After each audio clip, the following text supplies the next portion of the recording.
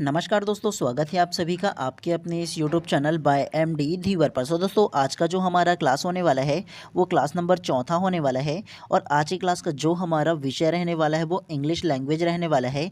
और उसके अलावा आज का जो हमारा टॉपिक रहने वाला है वो लर्निंग एक्विजिशन, जो आप लोगों को क्लास नंबर 3 में पढ़ाया था।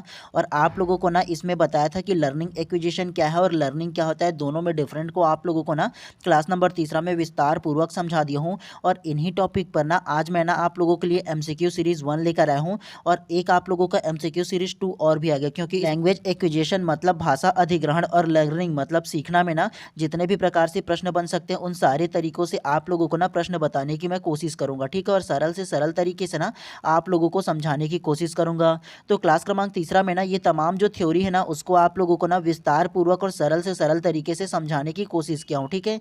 तो नहीं देखे होंगे ना, तो सबसे पहले आप लोग जाइए क्लास क्रमांक 3 को देख लीजिए थ्योरी को। अगर उसके बाद अगर आप लोग ना इस एमसीक्यू सीरीज को जब करोगे ना तब आप लोगों के लिए बहुत ही ज़्यादा सरल होगा, पढ़ने के लिए आसानी होगा, ठीक है। और अगर आप लोगों ने क्लास क्रमांक 3 को देख लिया है ना, तो आप लोगों को क्या करना है, इस क्लास में आप लोगों को ना मेरे आंसर लेने से पहले ना खुद आंसर लेने की कोशिश करना है। और आप लोगों को ना इन्हीं प्रश्नों में से आप लोगों को प्रैक्टिस करना है और आप लोगों को रटना नहीं है, समझने की कोशिश करना है, ठीक है। और मैं ट्राई करूंगा कि आप लोगों को ना सरल से सरल तरीके से आप लोगों को समझाने की कोशिश करूंगा। चलिए ज़्यादा देर ना करते हुए प्रश्न क्रमांक फर्स्ट को ध्यान से पढ़ते हैं। और आप लोगों का जो सीडीपी का क्लास है ना वो मेरे एक और जो चैनल है ना धीवर एकेडमी, उसमें चला रहा हूँ। तो आप लोगों का जो बाल विकास का क्लास है ना उसको भी ना मैं सरल से सरल तरीके से पढ़ाया हूँ, लगभग 30 से 35 क्लास अभी तक की ले चुका हूँ। तो उसको भी जा करके देख लीजिएगा ताकि आप लोगों का सीजी टेट की जो तैयारी है वो काफ़ी बेहतर तरीके से हो पाए। और जा करके उसको भी ना आप लोग सपोर्ट कर लीजिएगा, ठीक है। तो चलिए ज़्यादा देर ना करते हुए ना पढ़ने के ऊपर फोकस करते हैं। चलिए प्रश्न क्रमांक फर्स्ट को सबसे पहले आप ध्यान से पढ़िए। लैंग्वेज एक्विजिशन मतलब भाषा अधिग्रहण है। Option A is an informal process, यह इनफॉर्मल प्रोसेस है। यह है। Option B is an conscious process, यह सचेत प्रक्रिया है। Option C take place only the classroom, केवल कक्षा में होता है। या option D can be done only with the help of teacher, केवल शिक्षक की सहायता के लिए किया जाता है। तो क्या इसका आंसर होगा, बताइए सबसे पहले आप। तो प्रश्न क्रमांक 1 का जो करेक्ट आंसर है ना वो आप लोगों का option number A is an informal process correct हो जाएगा। यह अनौपचारिक प्रक्रिया है, करेक्ट हो जाएगा। कैसे? लैंग्वेज एक्विजिशन, तो लैंग्वेज एक्विजिशन है बोला है ना, तो लैंग्वेज एक्विजिशन जो है ना वो इज़ एन इनफॉर्मल प्रोसेस, यह अनौपचारिक विधि होगा। कैसे? तो आप लोगों को ना मैं क्लास क्रमांक 3 में ना जो लैंग्वेज एक्विजिशन क्या होता है सरल तरीके से बता दिया हूँ, अभी भी बता रहा हूँ, ध्यानपूर्वक आप लोग सुनिएगा लैंग्वेज एक्विजिशन किसे कहते हैं, ठीक है। सबसे पहला लैंग्वेज एक्विजिशन का जो हिंदी मतलब होगा ना वो भाषा अधिग्रहण होता है या भाषा अर्जन होता है। और भाषा अर्जन किसे कहेंगे? जब आप लोग ना उस भाषा को सीखोगे जिस भाषा को सीखने के लिए आपको किसी प्रकार से रूल रेगुलेशन ग्रामर नियम कायदा कानून इन तमाम चीज़ों को सीखे बिना ना आप डायरेक्ट ना उस भाषा को जब सुन करके सीखते हो और बोलते हो ना तो वो लैंग्वेज एक्विजिशन कहलाता है। एग्जाम्पल देता हूँ आप लोगों को। आप लोग मुझे सबसे पहले ये बताओ, आप लोगों का मदर टंग मतलब मातृभाषा क्या है? आप लोग बोलोगे छत्तीसगढ़ी है सर। तो आप मुझे ये बताओ, जब आप छत्तीसगढ़ी भाषा सीखे थे तो कैसे सीखे थे?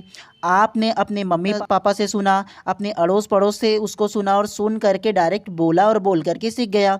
क्या उसमें आपने किसी प्रकार से रूल रेगुलेशन ग्रामर व्याकरण दुनिया भर की जो तमाम चीज़ें हैं उसको सीखा है क्या छत्तीसगढ़ी लैंग्वेज में? सबसे पहले नहीं ना। तो उस भाषा को लैंग्वेज एक्विजिशन कहेंगे जिसको सीखने में किसी भी प्रकार के नियम कायदा कानून व्याकरण इन सारी चीज़ों को जाने बिना या सीखे बिना डायरेक्ट अब जब जिस भाषा को सीखते हो ना सुन करके और बोल करके तो उसे लैंग्वेज एक्विजिशन कहते हैं। समझ में आया आप लोगों को लैंग्वेज एक्विजिशन क्या होता है? उसके अलावा लैंग्वेज लर्निंग किसे कहेंगे ये आप लोग जान लो। लैंग्वेज लर्निंग उसे कहेंगे जिस भाषा को सीखते वक्त ना आप लोगों को पहले उसके रूल रेगुलेशन ग्रामर व्याकरण जितने भी प्रकार के नियम कायदा कानून है ना सबसे पहले आप लोग उसे सीखते हो और उसे सीखने के बाद जब उस भाषा को आप लोग सीखते हो ना, जैसे अंग्रेजी हो गया, तो उसको सीखने के लिए आप लोग क्या करते हो? अंग्रेजी भाषा की जो ग्रामर है व्याकरण है दुनिया भर का जो भी नियम कायदा कानून है सारी को पहले सीखते हो, उसके बाद फिर जब अंग्रेजी को पढ़ते हो ना या सीखते हो तो उसे क्या कहेंगे, लैंग्वेज लर्निंग कहेंगे। लैंग्वेज एक्विजिशन और लैंग्वेज लर्निंग में डिफरेंस आप लोगों को समझ में आया ना। तो इसी प्रकार से प्रश्न क्रमांक फर्स्ट में कहा गया है लैंग्वेज एक्विजिशन है, तो लैंग्वेज एक्विजिशन जो होगा ना वो इज एन इनफॉर्मल प्रोसेस, मतलब वो अनौपचारिक विधि है। आप जब अपनी मातृभाषा को सीखते हो तो अनौपचारिक तरीके से सीखते हो ना, जी हाँ। तो इसीलिए फर्स्ट का जो आंसर होगा ना वो ऑप्शन नंबर ए करेक्ट हो जाएगा। उम्मीद करता हूँ कि आप लोगों को बहुत अच्छे तरीके से समझ में आया होगा। चलिए उसी प्रकार से प्रश्न क्रमांक दूसरा को ध्यान से पढ़िए। Which theory of language acquisition से that the environment play an important role in acquisition of language, the children is a passive recipient of external influence from parents, sibling and other. तो प्रश्न क्रमांक 2 को आप लोगों को हिंदी में समझा देता हूँ। भाषा अर्जन का कौन सा सिद्धांत कहता है कि भाषा अर्जन में वातावरण एक महत्वपूर्ण भूमिका निभाती है, बच्चों और माता पिता, भाई बहन और अन्य लोगों से बाहरी प्रभाव का एक निष्क्रिय प्राप्त करता है। तो इसमें ये बोला है। चलिए सबसे पहले ऑप्शन ए को पढ़िए, बिहेवियर मॉडल, व्यवहारिक मॉडल जिसे कहते हैं। Option number B, nativist model जिसे नेटिविस्ट मॉडल भी कहते हैं। Option C, semantic cognitive model जिसे सीमेटिक संज्ञानात्मक मॉडल कहते हैं। और option D, social interactionist model जिसे सामाजिक अंतःक्रियावादी मॉडल के नाम से जानते हैं। तो क्या इसका आंसर होगा पहले आप बताइए, फिर ना इसका भी मैं आप लोगों को विस्तार पूर्वक आंसर दूंगा। तो प्रश्न क्रमांक 2 का जो करेक्ट आंसर होगा ना वो आप लोगों का option number D, social interactionist model correct हो जाएगा, मतलब सामाजिक अंतःक्रियावादी मॉडल करेक्ट हो जाएगा। कैसे? तो सबसे पहले प्रश्न क्रमांक 2 को थोड़ा सा ध्यान से पढ़िए आप लोग। विच theory of language acquisition say that, मतलब भाषा अर्जन का कौन सा सिद्धांत कहता है कि the environment play an important role in acquisition of language, भाषा अर्जन में वातावरण एक महत्वपूर्ण भूमिका निभाती है। The child is an passive recipient of external influence from parents, sibling and other, मतलब बच्चे माता पिता, भाई बहन और अन्य लोगों से बाहरी प्रभाव का एक निष्क्रिय प्राप्त करता है। तो ये सोशल इंटरेक्शन ही ना हो जाएगा, जी हैं। मतलब ये बताऊं सरल तरीके से ना, तो सोशल इंटरेक्शन का मतलब ये होगा जो अपने आसपास के जो वातावरण है ना, जिसके माध्यम से जो बच्चे हैं या कोई भी व्यक्ति है जो अब उस भाषा को सीखता है ना, तो उस भाषा को सीखने के लिए अपने जो घर का माहौल, अपने आसपास का माहौल, वो ही तो ना डिसाइड करता है जी वो किस प्रकार से सीखेगा इसके लिए, है ना। ये सोशल इंटरेक्शनलिस्ट ही ना करेक्ट हो जाएगा, जी हैं। तो इस प्रकार से प्रश्न क्रमांक 2 का जो करेक्ट आंसर होगा ऑप्शन नंबर बी जो है करेक्ट हो जाएगा। चलिए प्रश्न क्रमांक 3 को इसी प्रकार से पढ़ते हुए चलते हैं। चलिए प्रश्न क्रमांक 3 को ध्यान से पढ़िए। आप लोगों को ना 2 प्रकार की थ्योरी इसमें दिया है, ठीक है, फर्स्ट और सेकंड करके, तो आप लोगों को ध्यान से पढ़ना है। चलिए फर्स्ट थ्योरी को सबसे पहले आप लोग ध्यान से पढ़िए। Maya is born in a Marathi speaking family, मतलब माया का जो जन्म हुआ है ना वो मराठी जो बोलते हैं उस फैमिली में उसका जन्म हुआ है। She picks Marathi from the family environment, मतलब पारिवारिक माहौल के कारण उन्हें मराठी भाषा सीखने को मिली। दूसरा स्टेटमेंट को पढ़िए, Srijan wants to work in Germany, तो सृजन जर्मनी में काम करना चाहता है। He join a German language, वह एक जर्मन भाषा में प्रशिक्षण केंद्र में दाखिला लेता है या एडमिशन लेता है। Training centre and picks grammar, दाखिला लेता है और जर्मन भाषा सीखता है। तो इन दोनों स्टेटमेंट के माध्यम से आप लोगों को बताना है कि ये ना लैंग्वेज एक्विजिशन है कि लैंग्वेज लर्निंग है, ये आप लोगों को डिसाइड करना है, ठीक है। ऑप्शन ए को पढ़िए, phenomenon first is language acquisition and second is language learning, मतलब ये है कि पहला जो स्टेटमेंट बोला है ना वो लैंग्वेज एक्विजिशन है और दूसरा जो स्टेटमेंट है वो language learning. Option B, phenomenon is language learning and second is language acquisition. दूसरा ऑप्शन में बोला है कि पहला जो है वो लैंग्वेज लर्निंग है और दूसरा स्टेटमेंट जो है वो लैंग्वेज एक्विजिशन है। Option C, both the phenomenon are language acquisition, मतलब दोनों स्टेटमेंट जो है ना वो लैंग्वेज एक्विजिशन है। Option D, both the phenomenon are language learning, मतलब ये है कि दोनों जो स्टेटमेंट है ना वो लैंग्वेज लर्निंग है। तो आप लोग बताइए इस जो ऑप्शन है ना उसके माध्यम से बताना है कि क्या है इसमें, ठीक है। और अच्छे से आप लोगों को प्रश्न फर्स्ट में बताया हो ना, तो आप लोगों को बहुत अच्छे से डिफरेंस इसको मालूम हो गया होगा। तो क्या इसका आंसर होगा सबसे पहले आप बताइए, फिर विस्तार पूर्वक इसका भी मैं आप लोगों को आंसर दूंगा। भले ही आप लोगों को लेट लगे पढ़ने में या समझने में, लेकिन आप लोग समझने पर ज़्यादा जोर दीजिए। इंग्लिश को रटोगे तो कोई मतलब नहीं है, जितना ज़्यादा आप लोग समझोगे उतना बेहतर होगा आप लोगों को अंग्रेजी सीखने के लिए। तो बताइए सबसे पहले आप क्या इसका आंसर होगा। तो प्रश्न क्रमांक 3 का जो करेक्ट आंसर है ना, वो आप लोगों का ऑप्शन नंबर ए जो है करेक्ट हो जाएगा। Phenomenon first is language acquisition and second is language learning. मतलब यह है कि पहला जो स्टेटमेंट है वो लैंग्वेज एक्विजिशन है और दूसरा जो स्टेटमेंट है वो लैंग्वेज लर्निंग है। कैसे, तो ध्यान से आप लोग समझिएगा, मैं बताता हूँ, ठीक है। सबसे पहला ये जो फर्स्ट स्टेटमेंट दिया है ना, उसको ध्यान से पढ़ो। Maya is born in a Marathi speaking family. मतलब माया जो है ना वो मराठी परिवार में जन्म लिया है। She picks Marathi from the family environment. मतलब पारिवारिक माहौल के कारण उन्हें मराठी भाषा सीखने को मिला। तो मैंने आप लोगों को फर्स्ट में क्या बताया था कि उस भाषा को हम लोग लैंग्वेज एक्विजिशन बोलेंगे। जिस भाषा को वो जन्मजात सीखेगा, जन्म से ही उसका मदर टंग होगा, उसको हम लोग क्या कहेंगे, उसको हम लोग लैंग्वेज एक्विजिशन कहेंगे।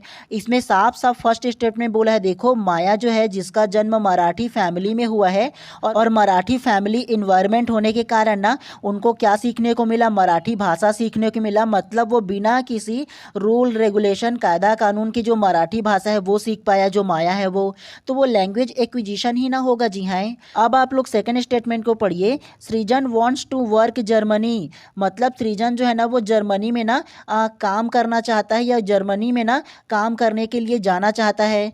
ही जॉइनेड अ जर्मन लैंग्वेज। तो उन्होंने ना जर्मनी भाषा सीखने के लिए प्रशिक्षण लेना चाहा है ना। उसके अलावा थर्ड को इसमें देखो, पढ़ो। Training centre and picks grammar. दाखिला लेता है और जर्मन भाषा सीखता है। तो देखो सेकंड जो स्टेटमेंट है वो क्या कहा है, जो सृजन है ना वो जर्मनी में काम करना जाना चाहता है, काम करने के लिए, और जब जर्मनी जाना चाहता है तो उसको जर्मन भाषा सीखना पड़ेगा ना। तो उसके लिए उन्होंने क्या किया, उन्होंने जर्मन भाषा जो है ना उसको लिए ज्वाइन किया एक ट्रेनिंग सेंटर में। और वो क्या किया, वो ट्रेनिंग सेंटर में पिक्स ग्रामर, मतलब उसका ग्रामर रूल रेगुलेशन को सीखने के लिए गया है जर्मनी में, है ना। तो जर्मन भाषा वो क्या किया, जो सृजन है वो उसके जो जर्मन भाषा है उसके रूल रेगुलेशन कायदा कानून सारा चीज़ को सिखाया जाएगा ना ट्रेनिंग सेंटर में। तो वो क्या कहलाएगा, लैंग्वेज लर्निंग ही ना कहलाएगा। जी हाँ, फर्स्ट में आप लोगों को बताया था ना। तो इस प्रकार से प्रश्न क्रमांक 3 का जो करेक्ट आंसर है ऑप्शन नंबर ए जो है करेक्ट हो जाएगा। First statement is language acquisition, क्योंकि उसका मदर टंग है ये जो मराठी भाषा है तो वो लैंग्वेज एक्विजिशन होगा। और सेकंड स्टेटमेंट जो होगा वो लैंग्वेज लर्निंग है, मतलब दूसरा भाषा जब वो सीखता है ग्रामर रूल के साथ ना तो वो क्या कहलाएगा, वो कहलाएगा आप लोगों का लैंग्वेज लर्निंग। समझ में आया आप लोगों को। हमेशा मैं आप लोगों को बोलता हूँ कि भले ही आप लोगों को लेट लगे लेकिन समझने पर जोर देना है, रटोगे तो कोई मतलब नहीं होगा। सेम टू सेम प्रश्न दे दे ये कोई गारंटी नहीं रहता है, लेकिन इसी प्रकार से इसी रूल रेगुलेशन के साथ आप लोगों का जो प्रश्न है ना वो दिया जाएगा एग्जाम में। और ये जो आप लोगों का जो टॉपिक आप लोग पढ़ रहे हो ना आपके सिलेबस में फर्स्ट में ही लिखा हुआ है, सिलेबस निकाल कर देखिएगा तो बहुत अच्छे से आप लोगों को समझ में आएगा। अब प्रश्न क्रमांक 4 को ध्यान से पढ़िए। We blank our mother tongue. हमारा मदर टंग खालिस्तान है। Option A perfect our grammar behaviour we use. उपयोग करने से पहले हमने व्याकरण को सही से सीखा या सही से करें। ऑप्शन बी मेमोरीज याद रखना। ऑप्शन सी लर्न सीखना। ऑप्शन डी एक्वायर प्राप्त करना। तो क्या इसका आंसर होगा बताइए सबसे पहले आप। ये भी सरल है आप लोगों के लिए जी। तो प्रश्न क्रमांक 4 का जो करेक्ट आंसर होगा ना वो आप लोगों का option number D acquire correct हो जाएगा, मतलब प्राप्त करना करेक्ट हो जाएगा। जो लैंग्वेज एक्विजिशन है उसका मतलब क्या होता है, भाषा अधिग्रहण या भाषा प्राप्त करना ही ना होता है।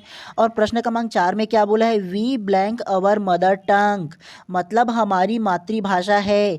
तो हमारी जो मातृभाषा वो हम कैसे सीखते हैं, एक्वायर करके ही ना सीखते हैं जी, प्राप्त करके, है ना, बिना रूल रेगुलेशन ग्रामर के। और लर्न करना तो आप लोगों का लैंग्वेज लर्निंग में आ जाएगा, है ना। तो ये नहीं होगा, केवल जो रहेगा ना वो एक्वायर जो प्राप्त करना है वो करेक्ट हो जाएगा। उसके अलावा मेमोरी मतलब याद रखना ये तो नहीं होगा। और इसमें बोला है परफेक्ट अवर ग्रामर, तो ग्रामर के माध्यम से थोड़ी ना आप लोग सीखे हो। तो इस प्रकार से प्रश्न क्रमांक 4 का जो करेक्ट आंसर है ना option number D acquire correct हो जाएगा। चलिए प्रश्न क्रमांक 5 को अब ध्यान से पढ़िए। Learning a new language after puberty leads to, मतलब यौवन के बाद नई भाषा सीखने से निम्नलिखित परिणाम होते हैं। ऑप्शन ए नॉर्मल एक्विजिशन, सामान्य अधिग्रहण। ऑप्शन बी ग्रेटर मास्टरी, अधिक निपुणता। Option C loss of mastery, महारत का नुकसान। या option D difficulty in acquisition, अधिग्रहण में कठिनाई। तो क्या इसका आंसर होगा बताइए सबसे पहले आप। तो प्रश्न क्रमांक 5 का जो करेक्ट आंसर होगा ना वो आप लोगों का option number D difficulty in acquisition, अधिग्रहण में कठिनाई करेक्ट हो जाएगा। कैसे? Learning a new language after puberty leads to, मतलब यौना के बाद नई भाषा सीखने से निम्नलिखित परिणाम होते हैं। और यौना का जो एज होगा ना वो 11 से लेकर के 19 वर्ष तक की जो अवस्था होता है ना उसे यौना कहते हैं। ये आप लोगों को पहले याद रखना है। और आप लोग मुझे ये बताओ कि 11 से 19 वर्ष की जो अवस्था होता है उस एज में अगर आप लोग कोई नया लैंग्वेज सीखते हो, दूसरा भाषा सीखते हो, तो सीखने में आप लोगों को क्या परिणाम होगा? डिफ़िकल्टी इन एक्विजिशन, मतलब सीखने में आप लोगों को, अधिग्रहण करने में आप लोगों को क्या होगा? कठिनाई ही ना होगा। जी हैं, जिस प्रकार से आप लोग अपने मदर टंग को ईजिली सीख जाते हो बिना किसी ग्रामर रूल के ईजिली तरीके से, उस प्रकार से आप लोग जब सीखोगे ना जो दूसरा भाषा है जैसे इंग्लिश जो है ना उसको सीखोगे तो आप लोगों को क्या लगेगा? अधिग्रहण में कठिनाई होगा, डिफ़िकल्टी इन एक्विजिशन में हो जाएगा। मतलब सीखने में आप लोगों को क्या होगा? कठिनाई ही ना होगा। जी हाँ, अधिग्रहण करने में। तो इस प्रकार से प्रश्न क्रमांक 5 का जो करेक्ट आंसर है ऑप्शन नंबर डी जो है करेक्ट हो जाएगा। क्योंकि आप लोगों को उसके रूल रेगुलेशन दुनियादारी के बारे में पहले पढ़ोगे फिर सीखना शुरू करोगे तो डिफ़िकल्टी ही ना होगा जी एक्विजिशन में। चलिए नेक्स्ट प्रश्न को पढ़ते हुए चलते हैं अब। चलिए प्रश्न क्रमांक 6 को ध्यान से पढ़िए। When we learn a language we learn it, जब हम कोई भाषा सीखते हैं तो हम उसे सीखते हैं। Option A by note memorisation, note याद करके। Option B by mugging up, मतलब रट कर। Option C by learning the rule, नियमों को सीख कर। या option D through the meaningful practice, या सार्थक अभ्यास के माध्यम से। तो क्या इसका आंसर होगा बताइए सबसे पहले आप। तो प्रश्न क्रमांक 6 का जो करेक्ट आंसर होगा ना वो आप लोगों का ऑप्शन नंबर डी करेक्ट हो जाएगा। थ्रो मीनिंगफुल प्रैक्टिस, मतलब सार्थक अभ्यास के माध्यम से सीखते हैं। कैसे? When we learn a language we learn it, जब हम कोई भाषा सीखते हैं तो हम उसे सीखते हैं। तो कैसे सीखते हो आप लोग? थ्रो द मीनिंगफुल प्रैक्टिस, सार्थक अभ्यास करके ही ना आप लोग सीखते हो। जी हैं, जैसे आप लोगों को मैं अभी इंग्लिश का क्वेश्चन आंसर करा रहा हूँ उसमें आप लोगों को से क्या बोल रहा हूँ कि आप लोगों को रटना नहीं है, आप लोगों को मीनिंग समझना है, इसके मतलब को आप लोगों को सबसे पहले समझना है। और जितना समझोगे उतना ज़्यादा आप लोग सीख पाओगे, समझ पाओगे। बोल रहा हूँ ना मैं मीनिंगफुल, इसका आप लोगों को प्रैक्टिस करोगे समझने का बोल करके। तो जब आप लोग कोई नया लैंग्वेज सीखते हो तो आप लोग क्या करते हो? सार्थक अभ्यास के माध्यम से सीखने का प्रयत्न करते हो। तो इस प्रकार से प्रश्न क्रमांक 6 का जो करेक्ट आंसर होगा ऑप्शन नंबर डी जो है करेक्ट हो जाएगा। चलिए नेक्स्ट प्रश्न को पढ़ते हुए चलते हैं इसी प्रकार से। चलिए प्रश्न क्रमांक 7 को अब ध्यान से पढ़िए। Which theory of language acquisition say that, मतलब भाषा अर्जन का कौन सा सिद्धांत कहता है कि the environment play an important role in acquisition of language, मतलब भाषा अर्जन में वातावरण का एक महत्वपूर्ण भूमिका निभाता है। The child is a passive recipient of external influence from present sibling and other, मतलब है बच्चे वर्तमान में भाई बहनों और अन्य लोगों से बाहरी प्रभाव से निष्क्रिय प्राप्त होता है। तो क्या इसका आंसर है आप लोगों को बताना है। ऑप्शन ए बिहेवियर मॉडल, मतलब व्यवहार model. Option B native model, मतलब नेटिव मॉडल ही होता है। Option C semantic cognitive model, मतलब सिमेटिक संज्ञानात्मक मॉडल। या option D social interaction model, मतलब सामाजिक अंतःक्रियावादी मॉडल। ये तो सेम टू सेम प्रश्न है जो आप लोगों ने पहले जो प्रश्न किया था ना, सेम टू सेम वही प्रश्न है ये भी। तो चलिए आप लोगों का प्रैक्टिस हो जाएगा कि क्या इसका आंसर होगा, आप लोग बताइए। तो प्रश्न क्रमांक 7 का जो करेक्ट आंसर है ना वो आप लोगों का option number D social internationalist model correct हो जाएगा। मतलब सामाजिक अंतःक्रियावादी मॉडल जो है ना वो आप लोगों का करेक्ट हो जाएगा। कैसे? Which theory of language acquisition से दैट, भाषा अर्जन का कौन सा सिद्धांत कहता है the environment play an important role in acquisition of language, भाषा अर्जन में वातावरण का एक महत्वपूर्ण भूमिका निभाता है। The child is a passive recipient of external influence from present sibling and other, मतलब बच्चे वर्तमान में भाई बहनों और अन्य लोगों से बाहरी प्रभाव का निष्क्रिय प्राप्त करता है। तो ये option number D social internationalist model ही ना हो जाएगा। जी हाँ, मतलब अपने आसपास से जो वातावरण होता है उस वो जो वातावरण है वो उस बच्चे की जो भाषा है वो किस प्रकार से सीखेगा, किस प्रकार से नहीं, उसको क्या करेगा, प्रभावित ही ना करेगा। तो सोशल इंटरनेशनलिस्ट मॉडल ही ना करेक्ट हो जाएगा। जी हाँ, तो इस प्रकार से प्रश्न क्रमांक 7 का जो करेक्ट आंसर है ऑप्शन नंबर डी जो है करेक्ट हो जाएगा। चलिए नेक्स्ट प्रश्न को पढ़ते हुए चलते हैं। चलिए प्रश्न क्रमांक 8 को अब ध्यान से पढ़िए। After reading a poem a teacher involves learning in group work, मतलब कविता पढ़ने के बाद शिक्षक बच्चों को समूह कार्य में शामिल करता है। One group write the poem and other draw picture to depict the main character and yet another writes the summary of the poem. This activity, मतलब आप लोगों को पूरा इसको बताओ ना अच्छे से ना।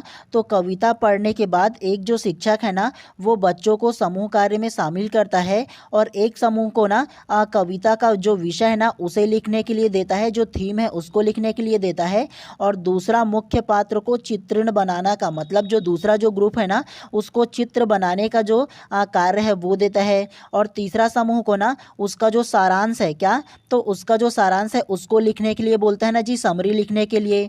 तो ये किस प्रकार की एक्टिविटी है आप लोगों को ये बताना है।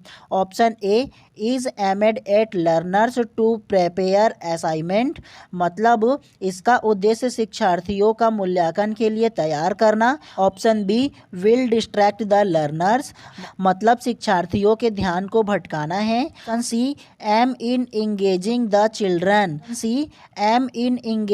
चिल्ड्रन, मतलब इसका उद्देश्य बच्चों को शामिल करना है। या D caters to diverse abilities and interest of the learners, मतलब शिक्षार्थियों को विभिन्न क्षमताओं और रुचियों को पूरा करना। तो क्या इसका आंसर होगा, सबसे पहले आप बताइए, फिर विस्तार पूर्वक इसका भी आंसर दूंगा। लेकिन आप लोग हमेशा ट्राई कीजिए कि मेरे आंसर देने से पहले ना, भले ही आप लोग कमेंट में जवाब ना दो, लेकिन खुद आंसर लेने की आप लोगों को कोशिश करना है, और जवाब दोगे तो और बढ़िया होगा। आप लोगों को खुद से प्रैक्टिस करना है, उसके बाद मिलाना है कि कितना सही होता है और कितना गलत होता है। आप लोगों का जो प्रैक्टिस है वो ये आप लोगों को ध्यान देना है। तो क्या इसका आंसर होगा बताइए सबसे पहले आप। तो प्रश्न क्रमांक 8 का जो करेक्ट आंसर है ना वो आप लोगों का ऑप्शन नंबर डी जो है करेक्ट हो जाएगा।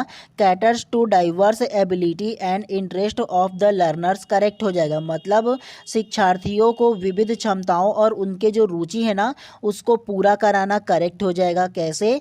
तो सबसे पहले प्रश्न क्रमांक 8 को ध्यान से पढ़िए। After reading a poem a teacher involves learner in group work, मतलब है ना कविता पढ़ाने के बाद शिक्षक बच्चों को समूह में कार्य में शामिल करता है। One group rights the theme of the poem, एक जो ग्रुप है ना उसको ना पोयम का जो थीम है ना उसको लिखने के लिए देता है।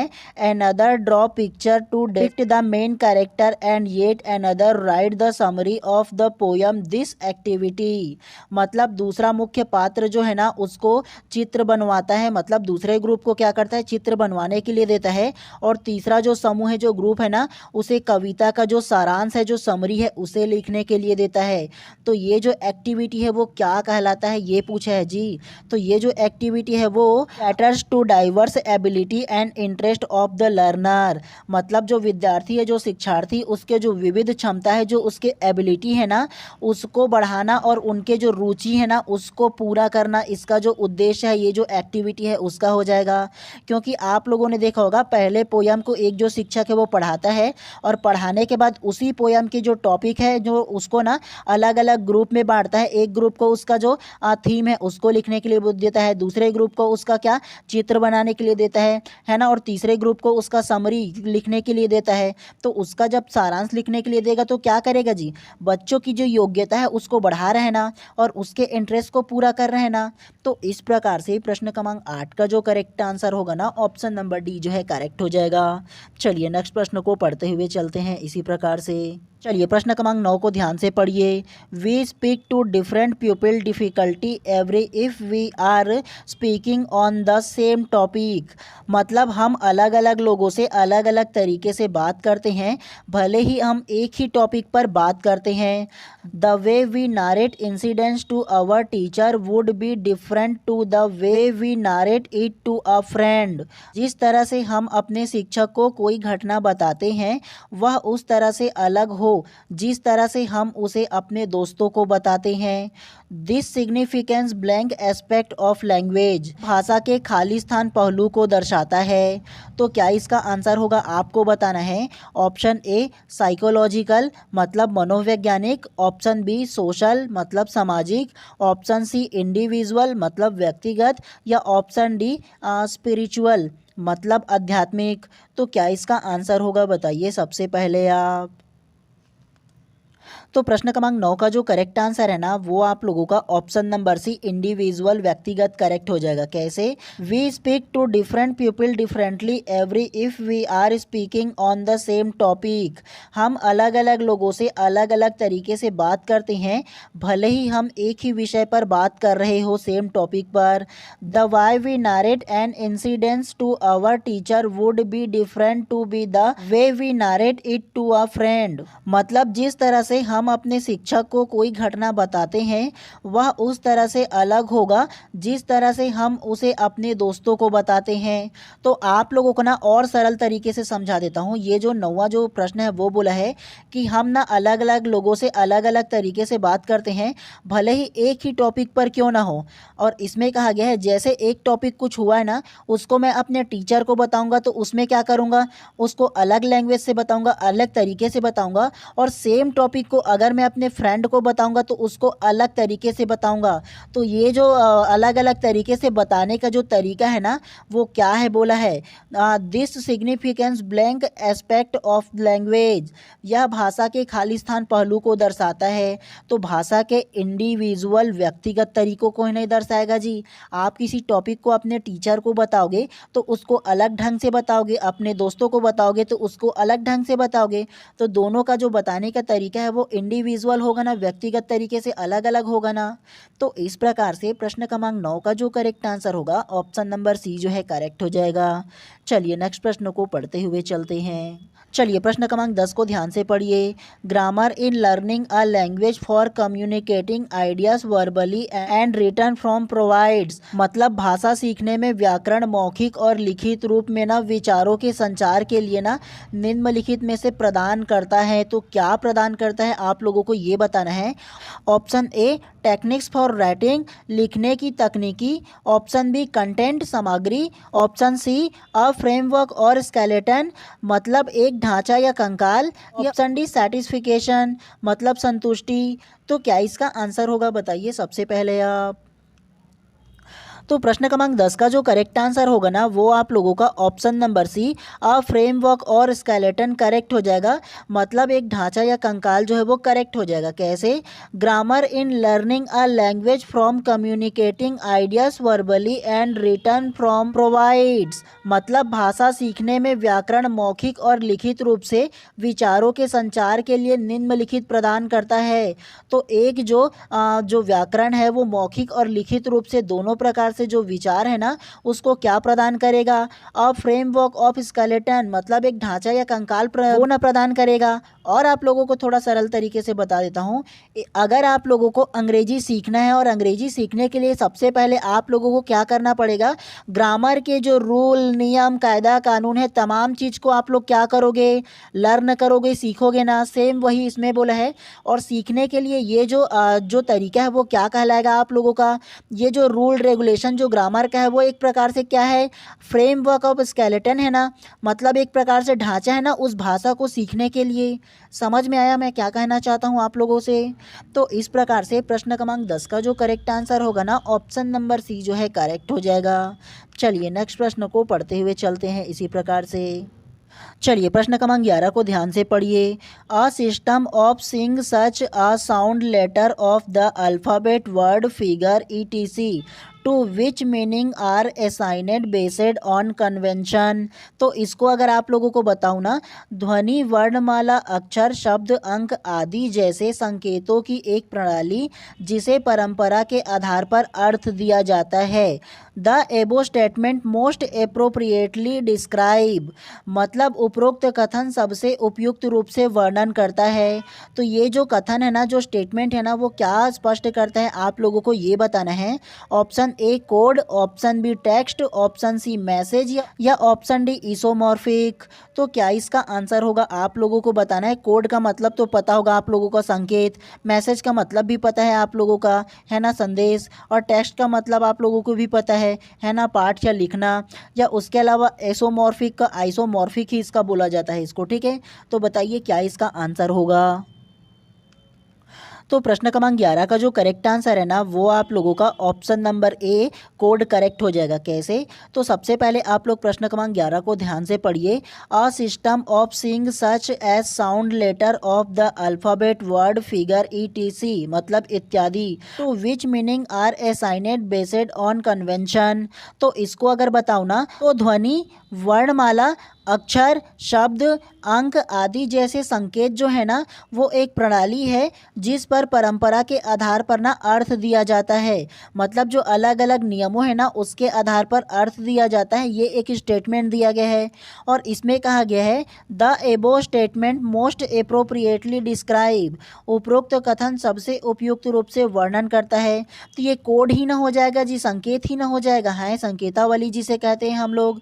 क्योंकि ये जो सिस्टम दिया है उसमें साउंड दिया है। साउंड मतलब आप लोगों को ध्वनि पता है, अल्फ़ाबेट पता है आप लोगों का, वर्णमाला, उसके अलावा वर्ड मतलब शब्द हो जाता है ना, उसके अलावा फिगर मतलब उसका संकेत हो जाता है। तो आपको इसको बताना था कि ये जो तमाम जो वर्ड है ना, वो परंपरा के आधार पर किस प्रकार से अर्थ दिया जाता है ये बोला है, तो उसे कोड ही ना दिया जाता है जी। हाँ, तो इस प्रकार से प्रश्न क्रमांक 11 का जो करेक्ट आंसर है ऑप्शन नंबर ए जो है कोड, वो करेक्ट हो जाएगा।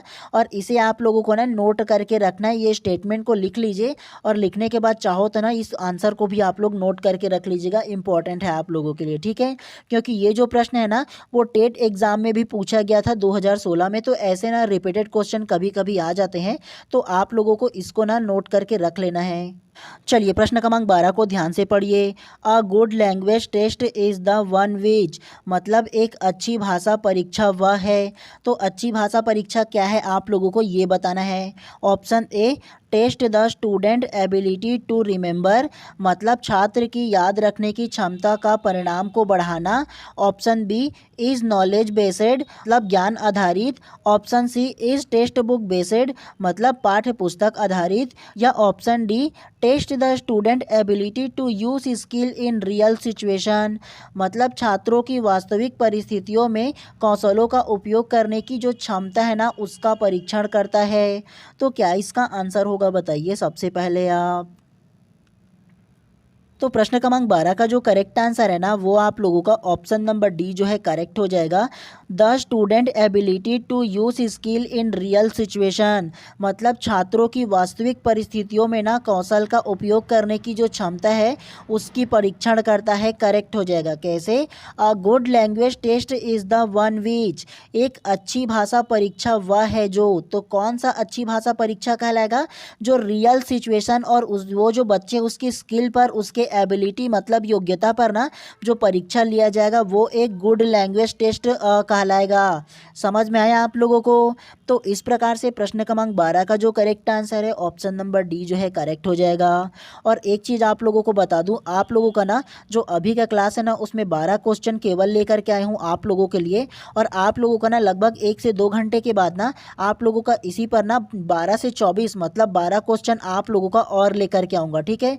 क्योंकि आप लोगों को थोड़े टाइम के लिए ब्रेक दे रहा हूँ। उसके बाद 1-2 घंटे बाद ना आप लोगों का ना 12 से लेकर के 24-25 तक की ना आप लोगों का और इसी में ना सेम टॉपिक पर सेम आगे का जो क्वेश्चन है वो लाऊंगा, ठीक है। क्योंकि आप लोगों को ना समझना अच्छा होना चाहिए और थोड़ा शॉर्ट शॉर्ट में पढ़िएगा तो अच्छा रहेगा आप सभी लोगों के लिए। तो चलिए आप लोगों को ना इतना ही केवल इसमें पढ़ना था और नेक्स्ट में लाऊंगा तो उसमें भी आप लोग प्रैक्टिस कर लीजिएगा। चलिए आज के क्लास को यहीं पर समाप्त करते हैं। और एक चीज़ आप लोगों से बोलना चाहूँगा, अगर आप लोगों ने अभी तक की चैनल को सब्सक्राइब नहीं किए होंगे तो कर लीजिएगा जी, क्योंकि सारा कंटेंट आप लोगों को फ्री ऑफ कॉस्ट में दिलाता हूँ। आप लोगों के लिए इतनी ज़्यादा मेहनत करता हूँ तो इतना तो उम्मीद मैं भी कर सकता हूँ ना कि आप लोग भी चैनल को सब्सक्राइब कर दीजिए, ताकि मेरे को भी मोटिवेशन मिले कि मैं हाँ दुगनी जोश से आप लोगों को बहुत अच्छे तरीके से पढ़ा पाऊँ। तो इसीलिए ज़्यादा ज़रूरी है कि आप चैनल को केवल सब्सक्राइब कर दीजिए, उसके अलावा कोई भी चार्ज आप लोगों से नहीं लगने वाला है, ठीक है। चलिए आज की क्लास को यहीं पर समाप्त करते हैं। आप सभी लोगों का दिन शुभ एवं मंगलमय हो।